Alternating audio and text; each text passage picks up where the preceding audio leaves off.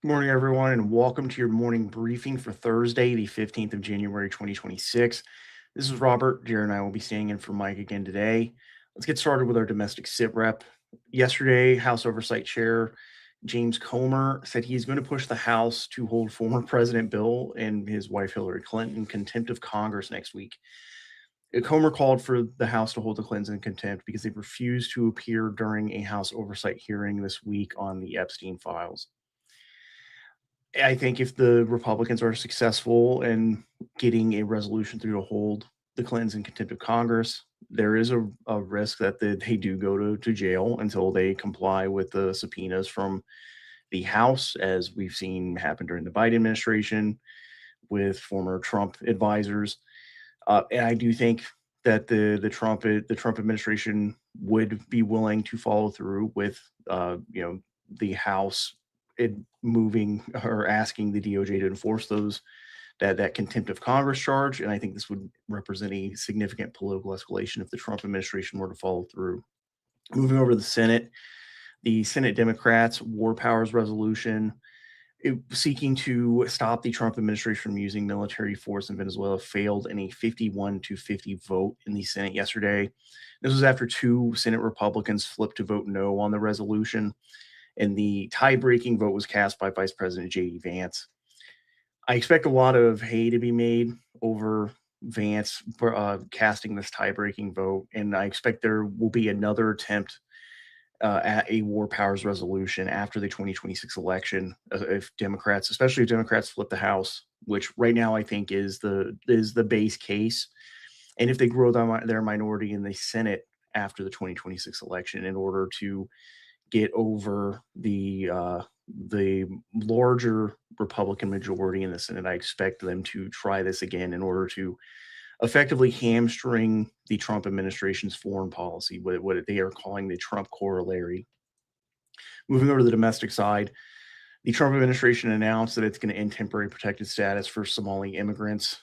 Homeland Security Secretary Kristi Noem said that this designation is not going to be renewed after it ends on the 17th of March.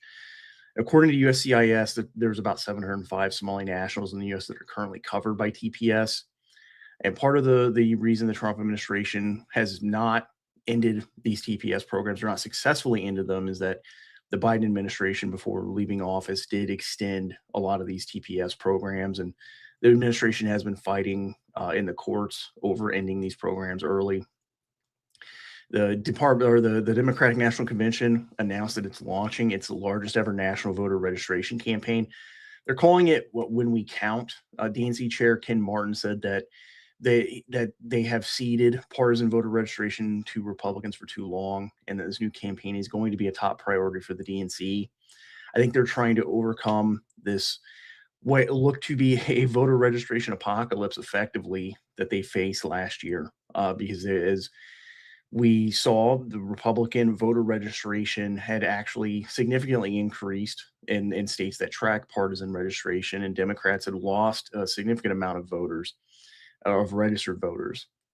And right now, it looks like they're trying to fight over nonpartisan or independent voters. And the graph that we've included is some of the latest data from Gallup, where they asked Americans what their partisan registration status was, and Democrats and Republicans are relatively even. And but according to this data, the rate of people registering as independents or not registering with parties in states that do have partisan registration has significantly increased.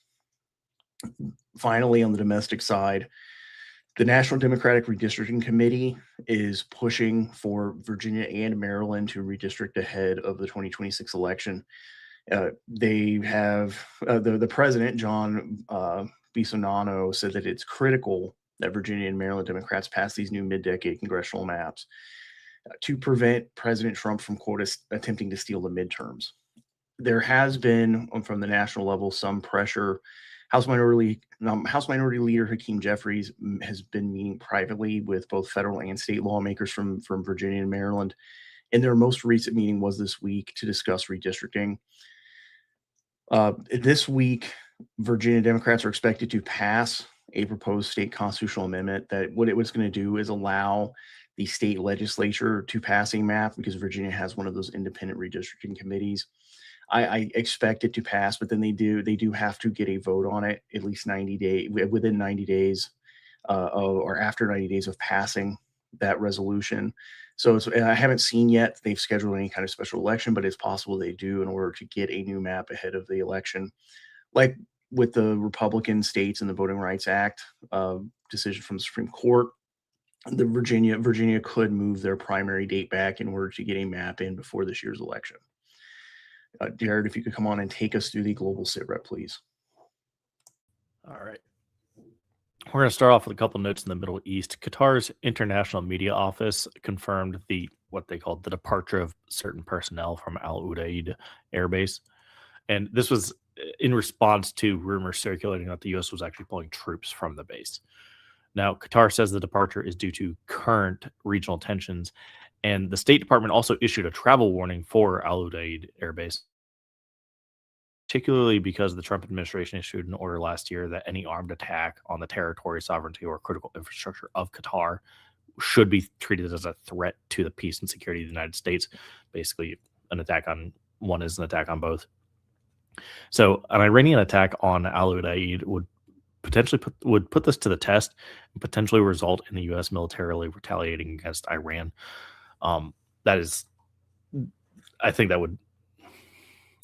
would have many follow-on effects from Iran as far as an actual attack from the United States right now. In addition to that, Iran closed its airspace just around Tehran yesterday. That's their capital. And all flights to and from it require prior authorization before entering that airspace. Moving much closer to home, the United States announced its first direct humanitarian shipment to Cuba yesterday, and they shipped one yesterday. They will be shipping one tomorrow. And these shipments contain basic hurricane recovery items from Hurricane Melissa hitting Cuba last year. And they will be delivered directly to the Cuban people instead of through the Cuban government.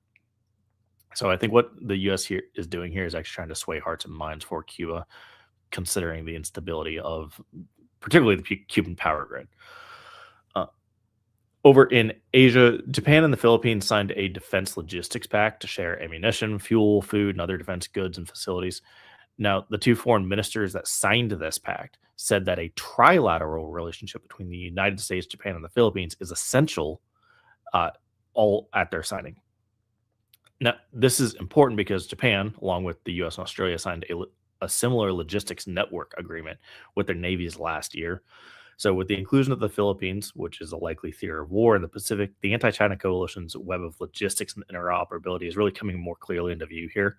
This ultimately allows for a lesser commitment of the United States in the event of a concurrent domestic conflict to a Pacific war, since the U.S. allies are more prepared to assist each other in the face of China's aggression. And one interesting note out of the United Kingdom, they're preparing to raise the maximum age of the strategic reserve at which personnel can be recalled from retirement. It's going from 55 to 65. This is partly due to the fact that the UK's army is reportedly the smallest size since the early 1800s at just 70,000 personnel. And that's that is I believe they're in just their army. And lastly, kind of some big news out of the State Department. They announced that they will pause immigrant visas from 75 countries whose immigrants are at high risk of becoming a public charge on the 21st of January. There is a full list in the report, but you can see I mapped them out here. Basically, anyone in red will be frozen out as of the 21st of January. All right, thank you for that, Jared. Let's move on to Homeland operations.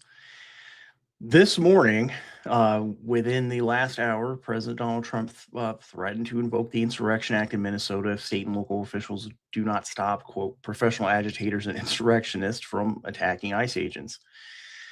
This is important because once Trump invokes the Insurrection Act, I think it will likely stay in effect for an extended period. And that's because I think it's likely that the risk here is it actually spurs anti-ICE activity, especially in Minneapolis, because while these anti-ICE groups could go underground while the military is deployed in the city and within the rest of Minnesota in order to keep order, I do not think that this is going to deter the entirety of the anti-ICE movement during these federal surges. Also, yesterday or earlier this week, White House advisor Stephen Miller said that federal law enforcement now has the tools to, quote, begin identifying, disrupting, and dismantling the insurgent networks that these anti-ICE activist groups in Minneapolis and St. Paul, Minnesota. And he called the anti-ICE movement in Minneapolis a sophisticated, quote, insurgency of radicalized extremists and violent left-wing operators stoked by the Democrat Party. I think he's correct that this is a sophisticated operation. However, I don't think that I think that the use of quote of the labels radicalized extremist and violent left wing operators is a little bit more political. In reality, it's likely that there are many more casual protesters than activists, and there are many more activists than militants that are involved in these anti-ICE groups. Not just because of what they're doing, but because just there are many more casual protesters that exist than committed activists. And as I outlined yesterday, there is this pipeline that activists have implemented in order to convert some of those casual protesters into more activity with direct action demonstrations, accompaniment patrols. But I think this is an indicator that ICE and Customs and Border Protection are aware of how organized these anti-ICE groups are on the ground. They're organizing protests, they're conducting direct action demonstrations, they're building intelligence networks and doing intelligence collection and dissemination. They're holding training classes. And I think the Trump administration may begin targeting these networks of activists for arrest. The question is, what would they charge them with? And if they are going to do this, I think they may try to charge some of these activist groups, especially the leadership and organizers. They're not hierarchical necessarily, but there are people that are heavily involved in the organizing side of this, and I think they would attempt to charge them with impeding or interfering with federal agents. There was also a second officer-involved shooting in Minnesota last night in Minneapolis. An ICE agent shot a fleeing suspect or a suspect that fled a traffic stop after they caught up to him, and two men in a nearby apartment building attempted to de-arrest the suspect. And the Department of Homeland Security said that the shooting took place after the suspect fled a traffic stop and crashed into a parked car, and that the suspect was identified as an illegal alien from Venezuela. Independent journalist Ken Klippenstein said that a Customs and Border Protection official leaked some internal documents to him yesterday outlining 21 nationwide DHS operations that have been launched since October 2024. I did look through the documents that he posted. They do, on their face, appear to be legitimate. And his source claims that their motivation is anger over ICE conduct and a desire for transparency. To me, this points to the likelihood that this is another one of these Biden holdovers that is leaking documents to the media. And I think it is likely there are political considerations in addition to their stated motives. But as I said, that on initial pass, these documents do look to be legitimate. They are marked for official use only, law enforcement sensitive material, and they do provide an outline of the Trump operations that, to me, point to that the Trump administration has significantly ramped up DHS operations effectively as soon as he was inaugurated. Some of the more recent operations, including Operation at Large, which appears to be the umbrella for these federal surges, was launched as early as I think February or somewhere between February and April of last year. Moving over specifically to Minneapolis, the St. Paul Federation of Educators, this is the teachers union in St. Paul, Minnesota, called on members to join this 23rd January Day of Action, the no work, no school shopping Day of Action. They said the three demands for this Day of Action are that ICE must leave Minnesota, the prosecution of the ICE agent involved in that earlier officer-involved shooting a couple of weeks ago should be prosecuted, and that there should be no additional funding for ICE in the federal budget. This is something I've seen on the national level. Progressives in the Democratic Party have grabbed onto in these ongoing spending bill negotiations that are must-pass spending bills by January 31st. One of those is the DHS funding bill. and they want to use negotiations over that bill to cut funding from ICE and rein in what they see as some of the excessive operations of ICE. Also, yesterday, Minnesota Governor Tim Walz urged protesters and activists to film ongoing ICE operations in Minnesota. He said to gather evidence for future prosecutions, which to me, this does look like that the state and local officials in Minnesota are going to attempt to, I think, likely prosecute that ICE agent mentioned earlier, and may attempt to also prosecute other ICE agents for things like the accusations of excessive force. Um, I I think it just depends on what the Trump administration does going forward, especially if President Trump invokes the Insurrection Act. That will mean the deployment of active duty military to provide security for this ongoing Operation Metro Surge. And the Trump administration has said that if state and local officials attempt to interfere or impede Operation Metro Surge, that they are then going to bring their own criminal prosecution. So we'll see how this plays out in the courts. And then finally, over in Oregon lawmakers are considering a bill called the Law Enforcement Accountability and Visibility Act, and this would ban, like California, the wearing of masks by law enforcement officers during operations. Interestingly, this bill also includes, unlike the California bill, as far as I understand, a prohibition on state and local employees from cooperating with federal law enforcement and to respond to any kind of demonstrations or riots, and also restrict how state and local law enforcement can participate in these federal joint task forces. Like the Illinois Bivens Act, this bill is also going to allow anyone impacted under this law to bring a civil lawsuit against federal agencies. So this is a new development over California's bill, because it isn't just about threatening criminal charges against federal agents for wearing masks, which California has yet to enforce, but it also allows anyone in the state to file a lawsuit against these federal agencies.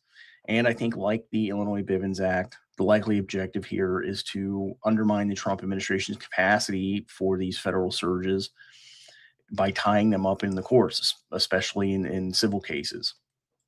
All right, well, that will do it for our briefing today. If we could move on to questions and answers, and if you could gather some questions for us, please, Jared.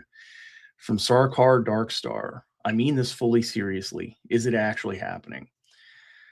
Well, the President Trump has said that he is threatening to invoke the Insurrection Act, and as he's pointed out, he said multiple times something like 48% of presidents have invoked the Insurrection Act. That's not exactly accurate, but it's not that far off. Roughly about 15 out of 47 administrations have invoked the Insurrection Act at some point, and most of them more than once. So it's not unprecedented.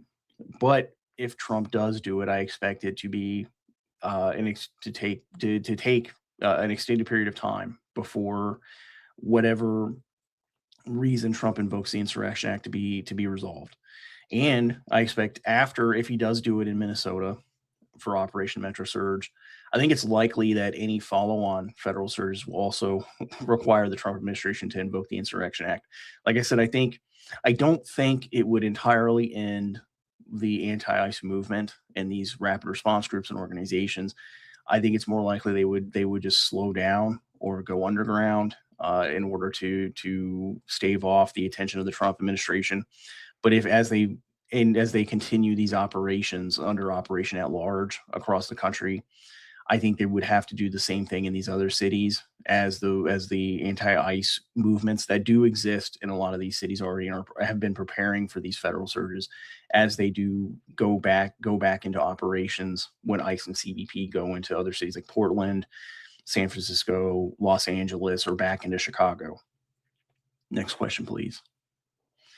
From Crown Victoria, is the far left at all getting demoralized because it seems they haven't been able to either stop ICE in doing anything, and there isn't a large protest movement in response to the shooting of Renee Good? The indicators to me point to, yes, that they have not been able to increase their momentum as the Trump administration has surged an additional 2,200 federal agents into Minneapolis.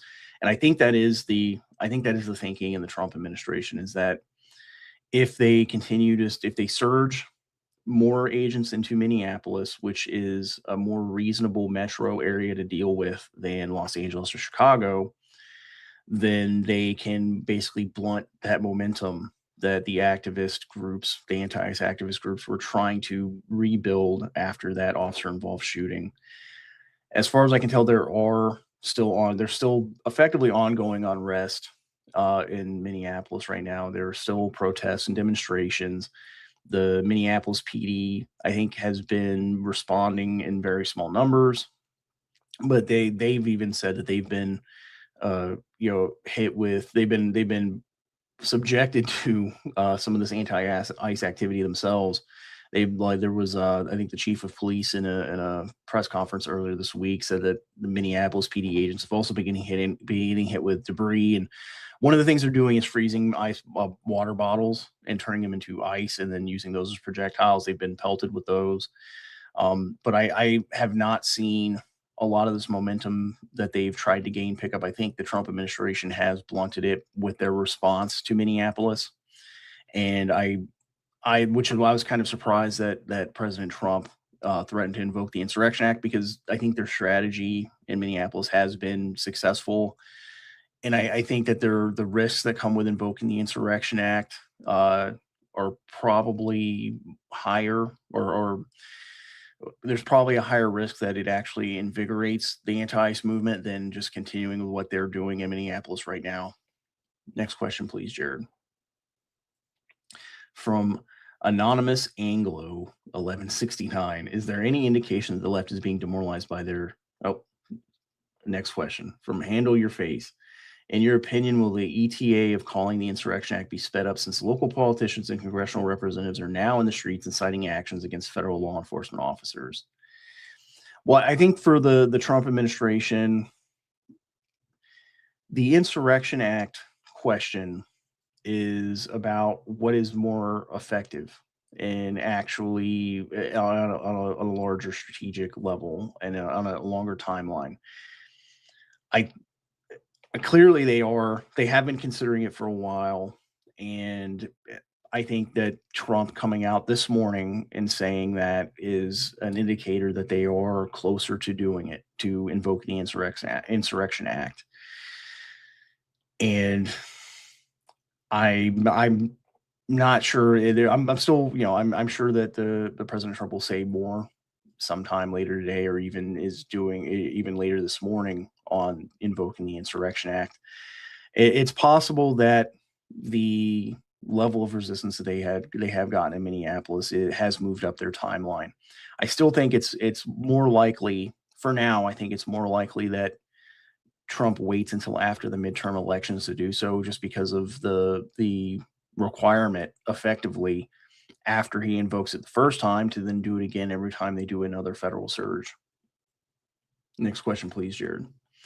From Fast S, can we all agree that Venezuela and Iran's government issues are not accidental and centered around resource constraints to potential enemies? Why now, and what's the long game for this? Are we going to start getting oil from Iran? I won't. We answered the second part of are we going to get oil from Iran yesterday. That depends entirely on who's controlling the ports and the oil. There has to be a cohesive government for that to be, really the case. Now, why now, and what's the long game for this? Venezuela, particularly taking out Maduro, has been on the table for quite some time. The Trump administration, right toward the end of his first administration, was almost gearing up for this. They were. That's when a lot of the first sanctions hit. That's when a lot of the worst inflation happened, and it looked like Trump was preparing to do exactly what we just saw a couple weeks ago. I think that severe vulnerability that was shown at that time, where, hey, if you depend on Chinese and Russian technology to defend your head of state, you're vulnerable to just being grabbed out of your bed. I think that really did show a lot of people, oh, I can just oppose my government. I can really, there is somebody here that can come and just take this guy away. And I think that kicked the Iran protests, which are already happening, into higher gear. As far as the long game, Well, one, Venezuela, that's about securing the Western Hemisphere, not necessarily just militarily, physically, but also against Chinese and Russian influence. The Don Roe doctrine, though the Trump administration is taking it more seriously, calling it the Trump corollary to the Monroe doctrine. So that's for Venezuela. That's what it is about: is securing the Western Hemisphere. For Iran, I think it's twofold. Iran, the United States saw historically as very strategic. Everyone in the world has seen Iran as strategically important, which is why even going back to World War II, there was a fight over control of that area. It is important for moving resources around and access to ports in the Gulf. But secondly, it's also, I think, a target of the Trump administration because of regional stability. So Iran has its own aspirations for being for regional hegemony, and their foreign policy has sought to destabilize or stabilize its neighbors, depending on what is advantageous for Iran. And I think the Trump administration, if they were to take action similar to Venezuela, the idea would be to effectively neutralize Iran in the region in order to stabilize. And because as the Trump administration has been saying for since January, the goal is a pivot away from the Middle East and a pivot away from Europe to Asia, and now to here in the Western Hemisphere. Yeah. It Iran, just to really sell how strategically important they are. They also control an enormous part of the overland route for China to access basically anywhere else. They for a very long time they've been the only real stable nation. They're not the most stable, but in the region it's like Afghanistan has not been stable for decades. Pakistan is always rocky, but getting through to Iran, once you're there, has generally been smooth sailing for China. So even if Iran were to utterly destabilize, that is still technically a win against China because their overland routes for oil and goods are compromised at that point. They have to go through Russia, who they do not want to depend on. All right, next question, please, Jared. From Red Flyer Media, my one question on the visa is why did they wait so long to do this? I think it's about building public opinion, if I had to guess, because this does seem like something that should have been done. But if you look at the reasoning, it's oh well, these are people who are likely to become a public charge. We have to show that they're going to become a public charge, and then you now have the American public backing you to say no more of these people coming in. Um, Honestly, I don't know if they intended for it to be right now. This kind of seems to me like it was a strike while the iron's hot deal with Nick Shirley exposing fraud over in Minnesota. Well, I think it's an important point about the public opinion. So I think there are a lot of people, especially on the right, and who are Trump supporters, who believe that Trump should exercise power and that he just needs to do things, and that. But I think part of this is the public opinions about preparing effectively the human terrain, and this even happens with autocratic regimes. Right, like even the Kim family can't necessarily just do whatever they want. They have clients. The military families in North Korea, they have to have on their side. In the United States and in the West, part of that, because of our democratic system, is that you have to have public opinion on your side.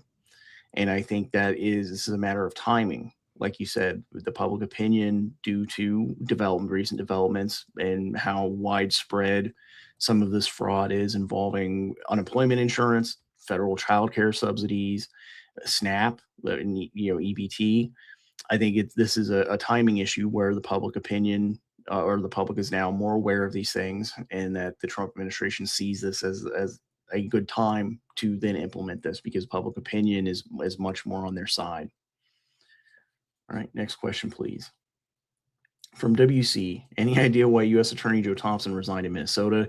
He was doing great work on the fraud, and it's odd that he was specifically who Walls mentioned in one of his rants as needing to be removed. From what I understand, this has to do with Breonna Taylor, this case that happened during the Biden administration.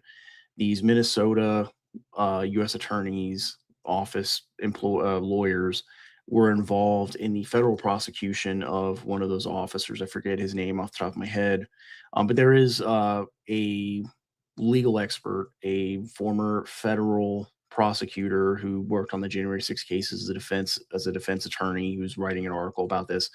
But the connection that he saw was that the Trump administration is looking to reverse the federal prosecution in that case. He was actually prosecuted 3 times, one in the state where he won an acquittal, the first federal prosecution where he was acquitted as well, and then the second federal prosecution under the Biden administration where he was finally convicted.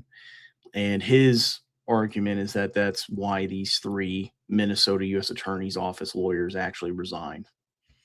All right, next question, please. From ESAT Q, what's the chance of extreme revolt against the Trump regime if the Insurrection Act is invoked? I don't think it would involve an immediate. I actually don't think this would change from a resistance to an insurrection.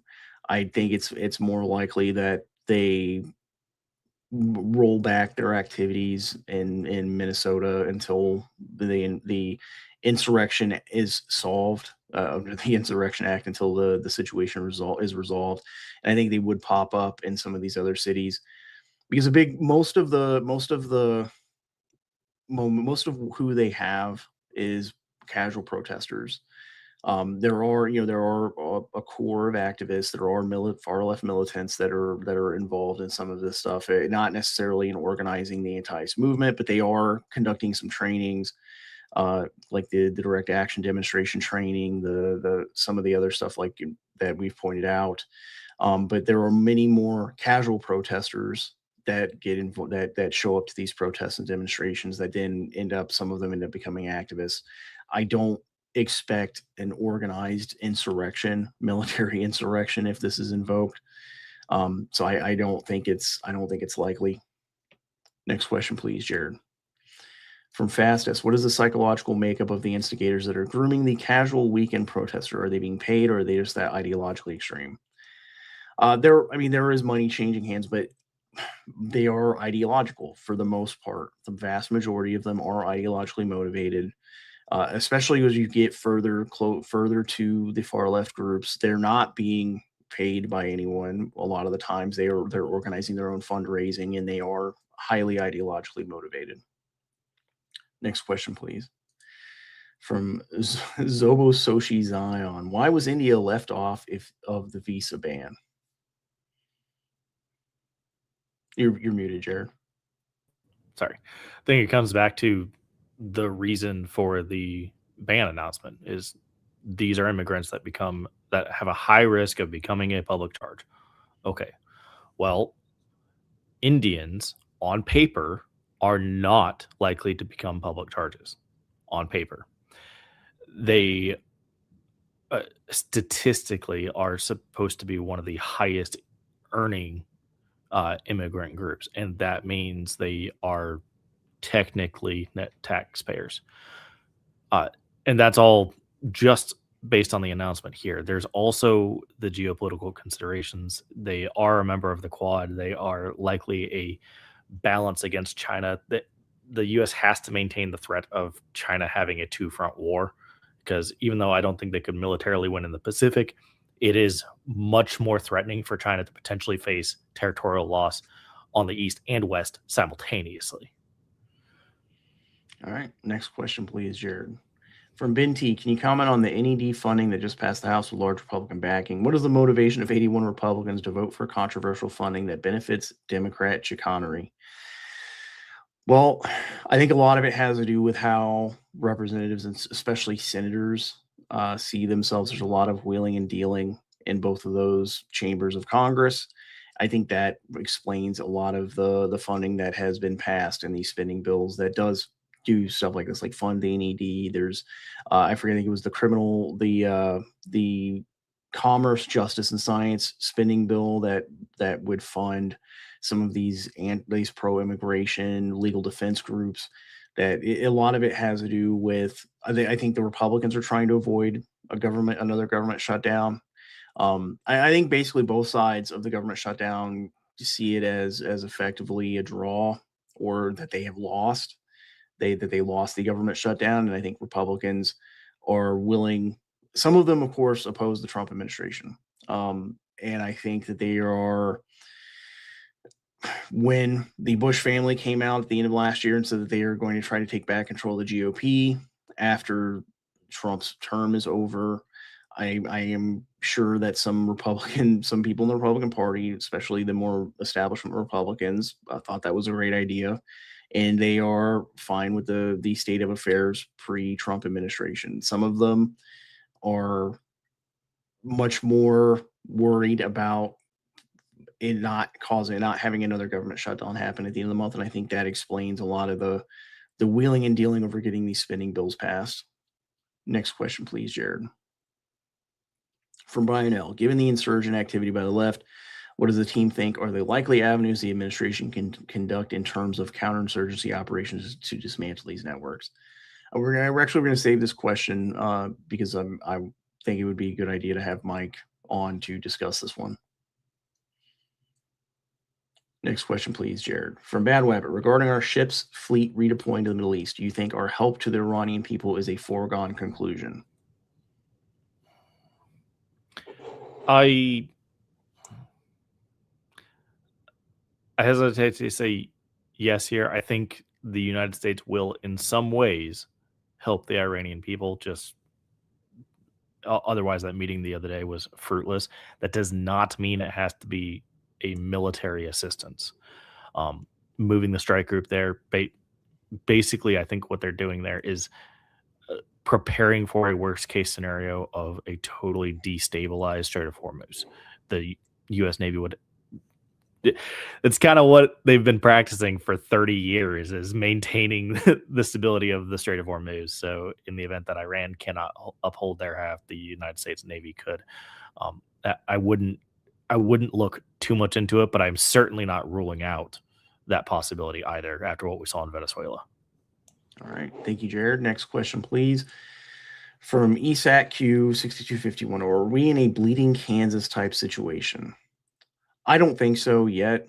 It's not impossible, especially if we start to see more of this, the more individual political violence, not necessarily organized political violence, but like we saw in 2015, 2016, ahead of the election and right after the election there were activists and far left militants who targeted Trump supporters, especially outside of his rallies.